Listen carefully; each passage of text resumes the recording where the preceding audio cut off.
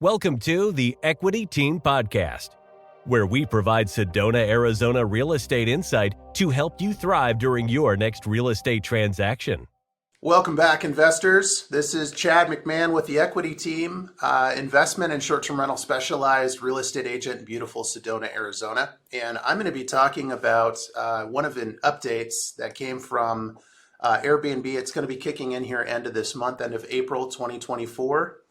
And it's a update that is, the intention is to protect the privacy of guests. And it's really important for investors to be aware of this. It's good to be aware of it as a traveler as well. You know, a lot of us do travel, but it's really important, most important, to be aware of it as an investor, where either you own properties now that are short-term rentals, or they're about to be short-term rentals, or you're thinking about buying a short-term rental. You get the gist.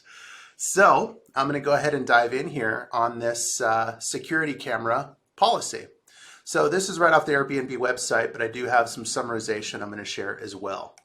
But there's some good information here. I do recommend that you look this up, Google it, Yahoo, whatever you want, whatever you like to use. But this is their update on the policy on security cameras. And so there's some banning of certain use that's going on. If you get caught with your hand in the cookie jar, it could be a real problem. They could even they could pull your short-term rental listing, and on and on and on.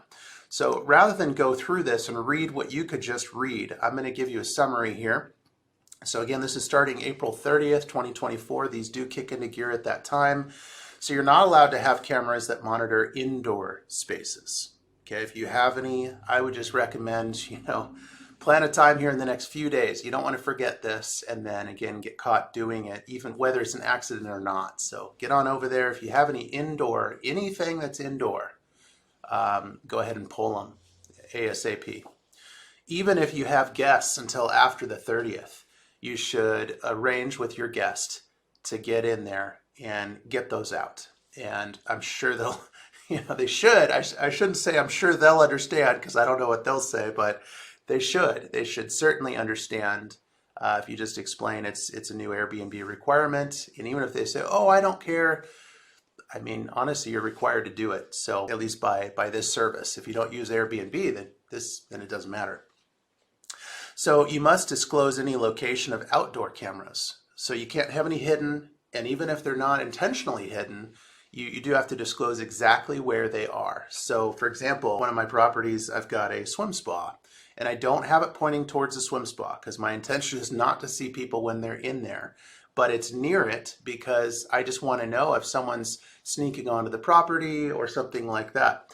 So that's disclosed in a rental binder that's right in the living room area, and people check in and it's right there. And it's very, very clear exactly where it is. It even has a photo of where the camera is and all that good stuff. So now it says outdoor cameras are prohibited in spaces where guests expect greater privacy, like enclosed showers or saunas. So that's different from what I was describing. So it's not pointing towards that swim spa. You must disclose noise decibel monitors.